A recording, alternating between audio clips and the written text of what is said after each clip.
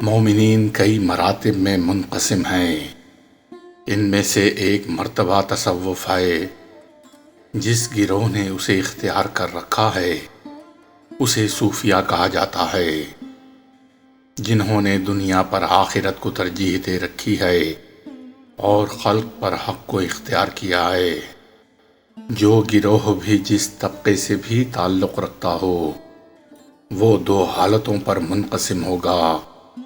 یا تو حقیقت پر مبنی سچا گروہ ہوگا یا حقیقت سے خالی زبانی کلامی دعوے دار۔ تو اس گروہ کی قرابت اپنے ساتھ والوں کے ساتھ اپنے طریقوں کے مطابق ہوگی، یا تو محض صورت کے لحاظ سے ہوگی، یہ ان کی قرابت ہے۔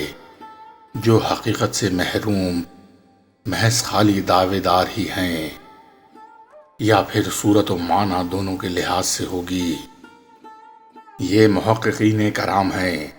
لہٰذا ہم پر لازم ہو جاتا ہے کہ ان کی قرابت داری کا خیال کرتے ہوئے انہیں ڈرائیں تاکہ وہ ہلاکت میں نہ پڑیں، اور ان کے اسلام کو پیش نظر رکھتے ہوئے ان پر احسان کریں اور ان کے مقام اخوت کے تقاضے کو ملحوظ خاطر رکھتے ہوئے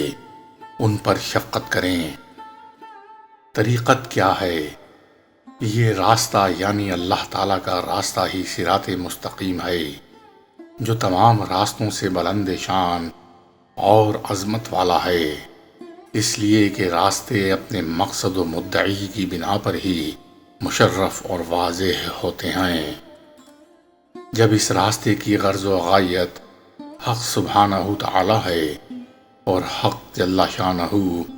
تمام موجودات سے اشرف اور معلومات میں زیادہ عزیز ہے، جس کے سوا کوئی عبادت کے لائق نہیں ہے، تو اس ذات تک پہنچانے والا راستہ تمام راستوں سے اشرف اور افضل ہوگا، اور اس پر رہنمائی کرنے والا تمام رہنماؤں کا سردار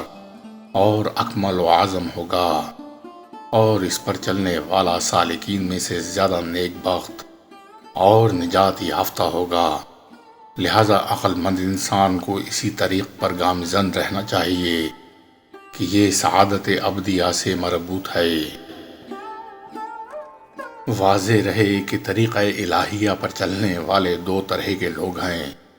صادق اور صدیق، یعنی تابع اور متبوع۔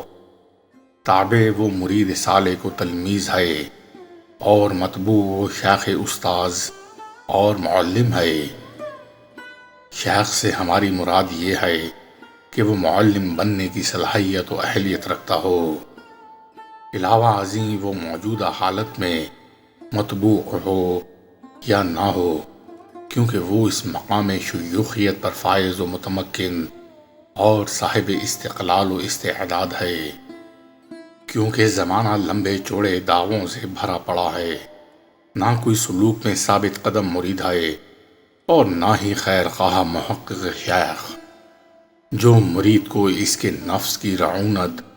اور اپنی رائے کے عجب اور خود پسندی سے نکال کر اس پر طریق حق واضح کر دے، اور مرید شیوخت و ریاست کا مدعی بن بیٹھتا ہے، جبکہ یہ سراسر خبط و تلبیس ہے۔ شیخ کی ضرورت کیوں ہے؟ جان لینا چاہیے کہ دعوت اللہ کا مقام نبوت اور وراثت کاملہ کا مقام ہے۔ دور نبوت میں اس کے حامل کو نبی کہا جاتا ہے، اور بعد کے دور میں ان کے حامل علماء باللہ کو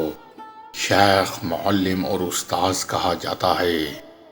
سوائے اس کے کہ وہ نبی نہیں ہو سکتے، اور شیخ وہی ہے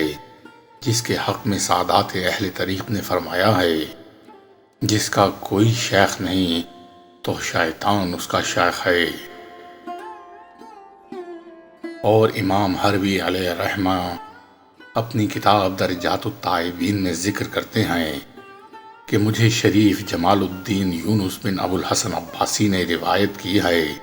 کہ میں 599 عیسوی میں حرم شریف میں کعبۃ اللہ کے رکن یمانی کے سامنے پڑھ رہا تھا۔ وہ فرماتے ہیں کہ مجھے ابو الوقت عبد الاول بن عیسی سنجری نے عبد الاعلی بن عبد الواحد ملیحی سے روایت کی ہے کہ اللہ تعالیٰ نے رسول اللہ صلی اللہ علیہ وآلہ وسلم کے پاس فرشتہ بھیجا اور جبریل امین علیہ السلام بھی وہاں موجود ہیں۔ فرشتہ عرض کرتا ہے، اے محمد صلی اللہ علیہ وآلہ وسلم، اللہ تعالیٰ نے آپ کو اختیار دیا ہے کہ چاہیں تو نبی عبد بنے، چاہیں تو بادشاہ بنے۔ تو جبریل علیہ السلام نے ارشاد کیا کہ حضور تواضع والا پہلو اختیار فرمائیں۔ تو رسول اللہ صلی اللہ علیہ وآلہ وسلم نے فرمایا کہ میں نبی عبد بننا اختیار کرتا۔ اس حدیث سے ہماری غرض یہ ہے کہ جبریل امین علیہ السلام کی تعلیم سے حضور اقدس صلی اللہ علیہ وآلہ وسلم نے یہ چیز اختیار فرمائی جو آپ کی مختار ہے۔ اس موقع پر جبریل علیہ السلام کا مقام معلم اور نبی معلم صلی اللہ علیہ وآلہ وسلم کا مقام متعلم بنتا ہے ظاہری صورت میں، ورنہ حقیقتاً حضور صلی اللہ علیہ وآلہ وسلم کا معلم خود اللہ رب العزت ہے۔ حضور صلی اللہ علیہ وآلہ وسلم نے خود فرمایا، میرے رب نے مجھے تعلیم دی تو کیا ہی اچھی تعلیم دی، اور میرے پروردگار نے مجھے ادب سکھایا تو کیا ہی اچھا ادب سکھایا۔ لہذا سالک کے لیے مؤدب ہونا ضروری ہے، اور وہ استاذ ہی ہے۔ چونکہ یہ راستہ انتہائی عزت اور شرف والا ہے تو اسے آفات و بلیات اور مہلکات و موانع نے ہر طرف سے گھیر رکھا ہے۔ اس میں کوئی بہادر بلند ہمت ہی چل سکتا ہے جس کو کسی صاحب علم رہنما کی رہنمائی حاصل ہو، تو اسی صورت میں فائدہ ظاہر ہو سکتا ہے۔ اس لیے شیخ پر لازم ہے کہ وہ حق مرتبہ کو پوری طرح ادا کرے، اور مرید پر ضروری ہے کہ وہ اپنے طریقے حصول تعلیم و تربیت کا پورا حق ادا کرے۔ شرائط شیخ کیا ہیں؟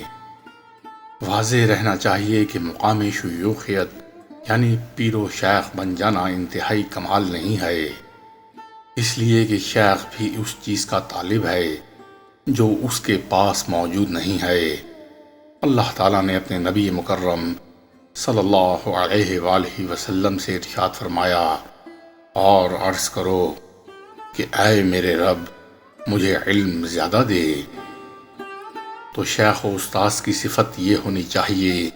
کہ وہ نفسانی اور شیطانی، ملکی اور ربانی خواطر یعنی دل پر وارد ہونے والی چیزوں سے آگاہ ہو کہ ان میں تمیز کر سکے، اور اس اصل کو بھی پہچانتا ہو جس سے یہ خواطر اٹھ رہے ہیں، ان خواطر کی ظاہری حرکت سے بھی واقف ہو، عین حقیقت تک وصول سے روکنے والے علل و امراض کو بھی جانتا ہو، ان کی دواؤں اور ادویات کی بھی حقیقت کو پہچانتا ہو، اور ان اوقات کی معرفت بھی رکھتا ہو جن میں مرید کو یہ ادویہ استعمال کروانی ہیں، مریدین کے مزاجوں اور ان کے خارجی تعلقات و موانع سے بھی مواقفیت رکھتا ہو، مثلاً والدین، اہل و عیال اور بادشاہ وغیرہ، اور ان کی سیاست و تدبیر کو بھی پیش نظر رکھنا ہے، اور صاحب مرض مرید کو ان رکاوٹوں سے نکال لے۔ یہ سب اسی وقت ممکن ہے کہ مرید کے دل میں اللہ تعالیٰ کے راستے، راہ طریقت کی رغبت ہو، اور اگر اس میں رغبت نہ ہو تو اسے کوئی فائدہ نہیں ہوگا۔